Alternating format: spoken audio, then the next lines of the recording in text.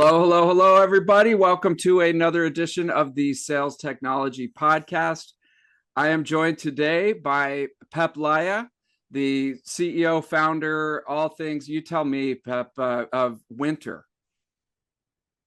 Thank you for having me, David. It's a pleasure to be here. Yeah, thank you. I'm a big fan of your research and what you're doing over there at Wynter. First of all, tell us about the company itself and what you guys do. Wynter, I'm calling it primary market research for B2B, and it's not an agency services. It's a self-serve software platform. But essentially, the two main use cases are you can validate your go-to-market messaging with your target buyers, your ICPs, not existing customers, but the people you're trying to sell to. And then you can survey those audiences and gather, primary market intelligence. What are your target customers? What do they want? What do they need? What are their top pain points regarding to whatever you're selling, right? And how do they buy products like yours, and etc. Got it. Okay, so if a company has not started selling yet, they can go to you and find out what kind of products and services they should start to develop. Can they go that Well, early? not really. It's not how to start your business research. I think it's too expensive for that. It's for established companies. My customers are mainly mid-market and large enterprises. Okay. So I think, if you're starting a business and you're figuring out what to sell, there are far more cheaper ways to do it. It's the classic lean startup stuff, customer development, go talk to people. Okay. So they wouldn't use you for that. They've already got a product that's Yeah, selling. yeah. I mean, Yeah. our customers already have a product and they're trying to sell more of it, or, because in SaaS, we live in dog years. Customer changes and needs change with the wind. So what your target market wanted 6 months ago is different from what they need today. So, for instance, just today, at the day of this that we're recording this interview, OpenAI released deep research, right? So if you're a secondary market research company, you're toast. You're done. Because companies that are charging 125K a year is now included in $20 a month ChatGPT, right? So that's how fast everything changes, especially all things, AI. So yeah, so companies use us to stay ahead of changing customer needs, behaviors, etc. Okay. So they just came out and killed another industry today. That sucks. They Uh, did. okay. So people will come to you. Did they come to you and say, we have this product, we're just not selling as much as we used to? And so can you go and talk to the market and tell us what we should be doing? Um, Yeah. there are three key problems that they come with, and one is a big one is there's lack of internal alignment on what our company messaging should be. We're not confident. Sales wants to say this, marketing wants to say that, CEO thinks something else. Conflicting points of view, and all they have is opinions. So the CEO wins usually. Now, what Wynter does is that, okay, well, let's test this messaging. Let's test it with the target customer, so we know which messaging idea for messaging actually resonates the best. And so then you have data on for your positioning, for your messaging, go-to-market message, all that stuff. So that's number one. Second is when a company does a rebrand or repositioning, or they go up market, down market, or they enter a new market, that kind of stuff. So then they want to explore how to best position and communicate the new thing. And third is that they feel like actually we just don't know enough about what the target market wants, or our messaging is so generic. Let's say you're a marketing automation tool. You say, oh, we send SMS and email and it's safe and secure and 100% delivery, but everybody says that. And you have 500 competitors. Oops. So what is an angle? Where are the target customers um, where are they underserved? Where is the competition falling short to find an angle, you know? Okay. So before before you existed, how would companies do this, or would they do it? I mean, have you created something Um, new? so, Yeah. I mean, market research is not new. We have just made market research easier. So the old school classic way used to be that you go to a market research agency and they'll charge you 250 to 500K, take 2 to 6 months and give you the answer. Now you go to Wynter, it's self-serve. You don't talk to anybody unless you want to. And 2 days later, you have all the data. And a similar study would depends how many people are part and so on. But like for 10K, you can do what costs 250K at a market research agency. Wow. Okay, that's amazing. Okay, and so I just picture in the old days they had those mirrors, like the two-way mirrors, like in the police station, and Hmm. they'd have a focus group in there, and they would ask Exactly you, right. right? And so you've taken that into the 21st century. Yeah, and it's asynchronous, so it's all asynchronous. So behind the scenes, Wynter is a two-sided marketplace. Like Uber, riders and drivers. So we have Yeah. SaaS companies and people who buy services or products, software products.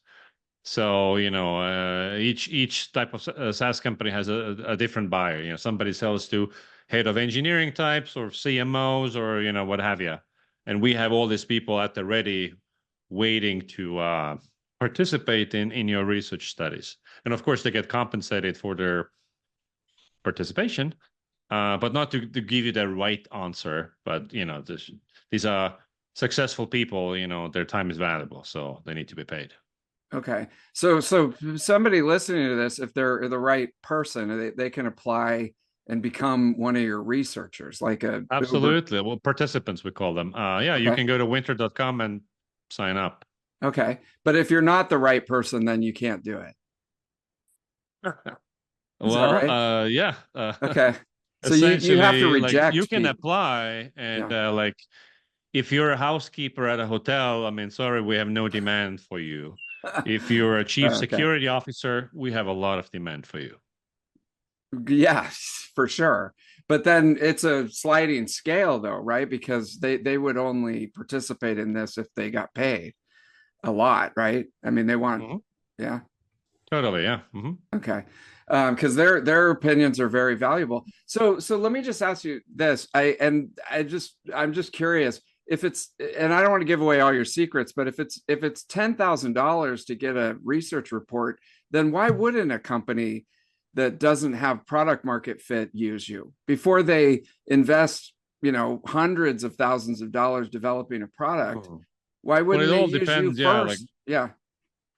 if they have 10K and a little bit more for other things, your salaries and stuff, sure. Okay. So if it's just the two guys and an idea for a business, I don't think that's a wise investment. You can do things more, hacky way. You can go and just interview people and cold call people and go to events and network. Do it the slow way because it's you can trade your time. Um, but yeah, if you You're raise a more bunch of time on money money. and but you still don't have product market fit, sure, this is the fast way to do this. You would work with them if they came to you. I'm just No, absolutely, absolutely. We okay. we don't tell you no if you're small and starting out. We're just Yeah, saying I that yeah. typically based on like our most of our customers are 50 million plus in revenue. Okay. Oh, okay. All right. Yep. And it's just interesting because my friend used to run a outsourced SDR company in Canada, and she got funding from the Canadian government to essentially debunk the hypothesis of startups. So in other words, they would bring a hypothesis and she would go out and talk to the market, engage with the market and come back and Mhm. say, okay, you actually do have a good idea, or no one is going to buy this. So Yeah. it kind of makes me think about what you're doing. So, Pete, let me ask you this. You came out with a research paper recently, and it essentially goes through how people buy based in the B2B world based on what you've been able to identify. And so, Specifically, yeah. how the marketing leaders, VPs of marketing and CMOs, how they buy software. Okay, okay, perfect. All right. So tell me about this. So what is this mysterious, buyer journey that they're going through? What are they doing? Where are they getting their information? And then how are they making these decisions? Well, in a nutshell, first there's some sort of a need or a problem, so that needs to be identified. There's a champion driving this. Like so the person who has the problem is usually okay. We need to bring in a tool to help us solve this issue. So that's the starting point. And then usually what happens is that they will create a short list of companies, and that short list might be anything from you know 5 to 15 companies. So basically, companies that help solve this problem that we have. And the interesting thing is like how are the marketing leaders putting together the shortlist? So first of all, the shortlist is usually created by a single person who is the champion of the problem. So if you're a vendor, you need to get into the mind of a single person to be shortlisted in that initial consideration set. Um, and that set is often created through back channel communication. So people ask their peers, "Hey, what are you using for so and so?" So that's a lot of what forms the initial shortlist. And the Okay. second thing is that they go to one of those review websites like G2, Software Advice, Trust Radius, and just they look at the category. Oh, I need a CRM. Okay, let's see what are all the CRM tools for mid-market or SMB or like whatever we are. And Okay. interestingly, Google some people yes search Google, but often it is done to just validate what our friends told us. Somebody, we use this company, and then you Google it, and then you go to the website and check it out. So, and often it's basically this trust triangle. It's like peer recommendation number one, and Mm, then they go read the reviews on G2, and then Google it. okay.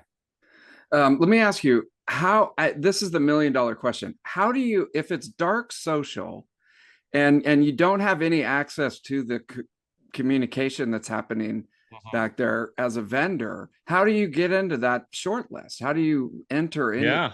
Yeah. So, I mean, and some of this stuff is just obvious, right? Like if you have a good product, happy customers, Mm, they will speak about you in good terms behind your back, right?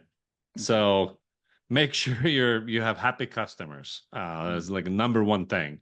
And this is like wisdom as old as business, right? Like this is like the starting point. Also, like if you're shitty, they will talk about you in those terms, right? oh no. Um, so I think marketers today are less able to control the narrative and the perception because people don't trust reviews. They don't even trust G2. Also, like Reddit is rising. And if you Yeah. go search for your brand on Reddit, you'll see like the real talk because people trust Reddit conversations. Mhm. Um, and Yeah. then The overall mental mm, availability, meaning like how many people are aware that you as a company exist. mm, And remember the initial consideration set, let's say 10 to whatever companies, is usually built by one person. Now, in your case, then you need to know what is the title, the role in your target company that is typically your champion. Maybe it's the mm, product marketing manager, maybe it's the sales enablement guy. Like it's typically not the CMO unless you solve CMO specific problem if you sell into marketing. So you okay. find out who is that person, and then you do market awareness raising marketing, if you can say it like that, aimed at that particular individual. And so, mental availability being thought of by target customers in buying situations. That's all your marketing needs to do.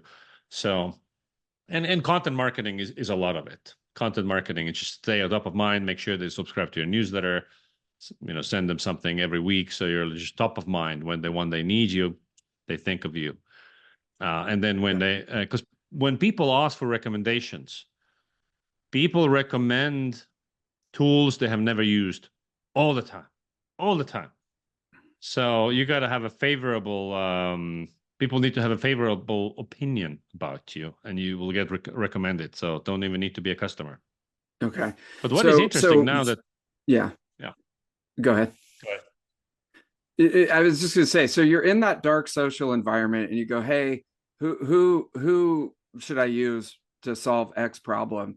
Mm-hmm. And they can either they get a response back that says you should try X Mm-hmm. company. And then what you're saying is they should also have something in their mind like, oh, I have heard of that. I've downloaded their content. I've watched their videos and stuff like that. And that will give them the little extra boost to follow through on shortlisting that. Yeah, exactly right. So, um, yeah, you gotta basically stand out. So Mhm. when and what happens if you know there's people create a short list of 10, 15 companies, and then they narrow it down to three, just three, and only three companies get a demo.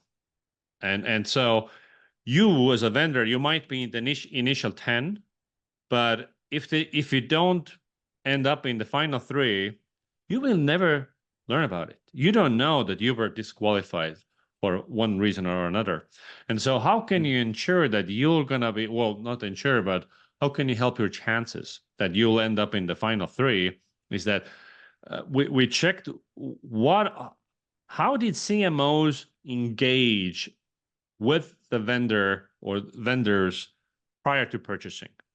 And so 100% of them visited the website. So website is number one, most important. So that means your messaging there needs to spell out your differentiation, differentiated value.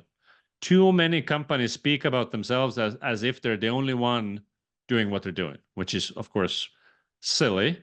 Um, um, there's at least three companies that are being looked at, minimum, usually more. Um, and so, and when they're reading a website, the only thing they're trying to find out, not the only thing, but the key thing they're trying to answer is, how is this different from so and so? And the so and so is the category leader.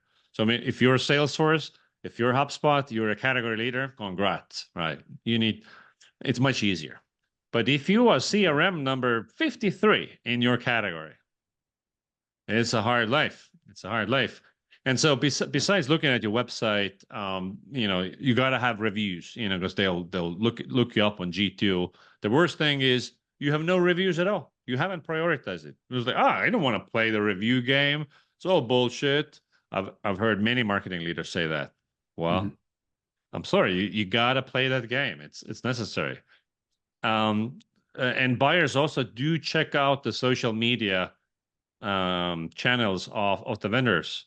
And often they look up the social media of some prominent executive, CEO, founder. So this founder brand really, really helps. Okay. And so there's a lot there. So the traffic of the G2s and the trust radius has just been plummeting, over the last year or so since ChatGPT came out. So what you're saying is those are still important channels that you should think about getting Yeah, reviews. because they're gonna And go and see, they're yeah. looking for reasons not to buy you. And if you Okay. have no reviews, meaning nobody's using you, out. Or you have bad reviews. And it's Mhm. not like on G2, everybody has good reviews. Like, so it's It's kind of just like it doesn't give fluff. you a leg up because everybody has great reviews. But if you don't have good reviews, you're eliminated. It's like one of those table stakes. Okay. I got you. Okay. And how do you think about Reddit then? If they're Same, like they're yeah. fishing for positive experiences or bad experiences. And most people are not going to review you on Reddit. I mean, a good idea is like you bribe your customers to go on Reddit and write about you. It's probably a good idea. Because usually on Reddit, people go when they're angry, like, this company, Yeah. or they're really happy, right? Like when else would you go and write a review somewhere, you know? Oh, Okay. or if you're being bribed, like companies like, hey, I'll give you $250, go plug us on Reddit. G2 Got it. reviews is the same thing, you know. And and Companies and offer so what is AI's role in this? In other words, I go to Google now and I put in the name of a company, and it's just this like AI generated box that comes in and is pulling information from Reddit, from G2, from all these different sources. And it just creates this yeah, box, yeah, yeah. right? What, how does that, I mean, how does that I affect us? think today, I believe it was something like 20 something percent of people go to ChatGPT or Perplexity or one of those AI tools, and they use those tools to generate ideas, basically generate short list. Like, hey, what are all the companies that do XYZ? And then you get a list of companies, and you do your own individual research. This is just to come up with some names. However, I think, especially now with the launch of ChatGPT's deep research, I think in a couple of years, the consumer behavior will evolve dramatically. Because now what you can say, you go to ChatGPT deep research and you can say, hey, I am this kind of company with this many employees and I have this tech setup, and these are my very specific needs, and integrations matter to us, and so on. Like, you list all your criteria and you say, okay, based on my circumstances, which tools are the best fit for me in this category? And it will tell you, and it will do a thorough analysis. If you have, like, those feature matrices with, like, we have 50 features and everybody has 50 features. Now AI will quickly compare them and say, hey, for your use cases and needs, these four are the top choices. So I think for initial shortlist building and elimination, AI will start doing a lot more than today. And just a personal narrative, out of curiosity, I did this research for me today. And I noticed that ChatGPT thinks that I am this kind of company where I'm also actually way more. Because Wynter started as a point solution for message testing. And AI thinks I'm still that, even though my positioning is evolved. I'm doing, market research surveys, all that stuff. AI doesn't know. So I'm like, oh shit, I need to now create content for AI. So AI would think that I'm a market research service company as well. Oh So my God. things that So we now need to we're optimize working for for them. as marketers. Okay. Yep. Yeah. We're it's already starting. We're working for the AI. So how are you Yeah. going to go about doing that? Because when I put in the name of my company, it comes up with a bunch of old stuff. Yeah, yeah, yeah. So AI will tell you why it thinks this way versus that way. So, for instance, I asked AI to recommend tools for survey-based B2B market research, and it recommended some other companies over winter. I was like, well, tell me which data sources you use to come to this conclusion, and which evidence do you have that winter is not a fit, or and so on. So basically what it told me is that, oh, I have no evidence that winter is bad. I just have absence of evidence. So it couldn't find enough content. So which I do need to go and create. And then I looked at also, like, which websites AI is defaulting on and going for. And so, for instance, I saw that it over indexes today on software advice, which is like another review marketplace, one that I have not been prioritizing. And the reviews that I have there are very much message testing focused versus market research. I'm like, okay, I need to get more reviews there to talk about this side of my business. And also, it will list you like Wow. other Okay. websites where it pulled info about the competitors. It's like, okay, we need to go and create more content like this on these websites, and also on our own page website. Got it. Okay. So you have your homework. Yeah. And so I got two more. Gartner and Forrester. Where does the traditional analyst model fit into this chaos that you're creating? Uh, my perception based on the data that is that it's less and less relevant. About 12% of people said that, yeah. Again, for initial shortlist building, where we looked at the Gartner quadrants, and is or they go to their point person at Forrester or whatever. Now there's a big there's a company size factor here as well, where this is a more prominent behavior for like companies with 1,000+ employees, less so in smaller companies. Because I think Gartner and Forrester, they're gonna, they smell old a little bit. And so the companies that have been around some, they're used to those companies. Yeah. If you're a 3-year-old startup and you're kicking ass, like you ain't you ain't using the Forrester, Okay. That's like something my kids would say to me. Smell old, Dad. Okay, so let me ask you this. Sorry, Gardner Forrester. But I still somehow think like you can't afford it, obviously, if you're a small company, but if you're a bigger company and you have the resources, like there's something nice about having a person that you can call and say, where do we fit? I mean, just to have somebody to talk to. Like you can sit around your house like talking to ChatGPT all day, but it's I don't know, it's not the same. So I think that their business model has a few more years in it, but No, for it's just, sure. I mean, yeah, they're yeah, low. I They know have that's you're not, great that's brand not, exposure, they're a four means to billion also dollar innovate company. them. I mean, they're not going Yeah, anywhere yeah, yeah. without a fight, right? So, Absolutely. so let me ask you this. So I'm just going to switch gears. So you've got a conference coming up in March. I don't know when this is going to be published, but it probably in February. You have a conference called Spryng with a Y. That's Yeah. Wynter branding. And what is the conference, and what is it? What's the goal for this? The goal is to facilitate community and relationships. So, the classic conference is like, oh, there's back-to-back keynotes and then we go home. That's kind of how it is, and to this day, so many companies don't even organize a party like, oh, go find your own place to go with some people.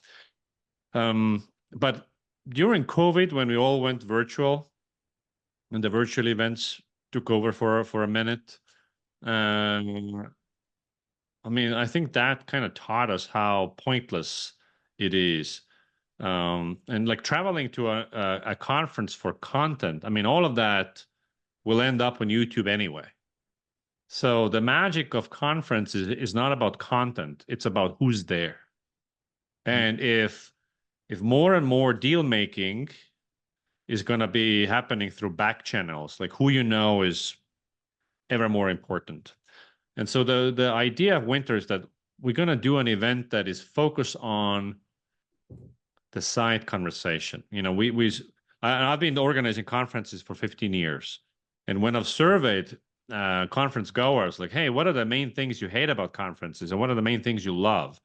So the number one hate things, we hate the sponsor booth and the sales pressure, and SDRs everywhere, and the freezing cold AC, and maybe they're skimping on food and drink. And the main thing they love is meeting people, the hallway conversations.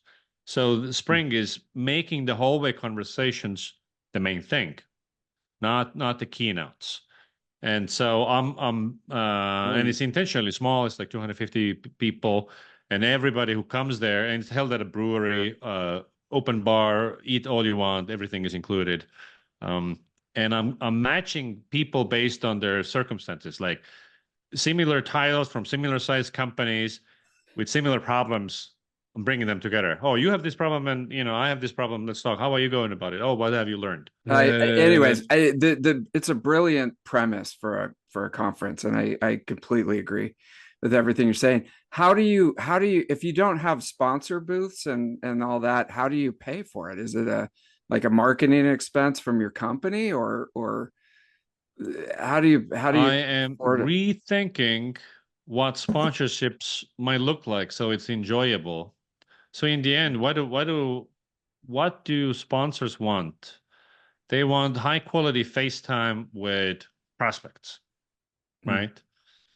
And so how we're doing it is that since we have these table discussions, sponsors can be moderating discussions on topics that are interesting to them. And it's Hmm. still no pitching. They kind of pitch their stuff, but they can demonstrate their expertise when it comes to something. And Yeah, each table discussion is like 60 minutes long. So within that, you sit with your ICPs, you will learn what everybody's problems are and like how, and then if you can help them, you can follow up or whatever, or offer helpful things in during the discussion. So it's like content marketing in person. amazing. And have you ever had to throw anybody out for? Not so far. Not yet. They've been good. Yeah, this year we are doing it apply only because last time we had, 'cause some companies just sent SDRs and like, I mean, this is a conference for marketers, marketing leaders, and the SDR just has this different problems. So this year, you need to be in marketing to get in to be able to buy a ticket. Got it. Okay. And what if an SDR came to you and was like, "I'll, pay you myself out of my pocket." You wouldn't let him in? No, no, no, no. Okay. I mean, you will lose on the integrity. Also, we doubled Yeah. the prices for consultants. So Hmm. if you're a fractional CMO or any other consultant, the ticket price is double. Because again, Nice.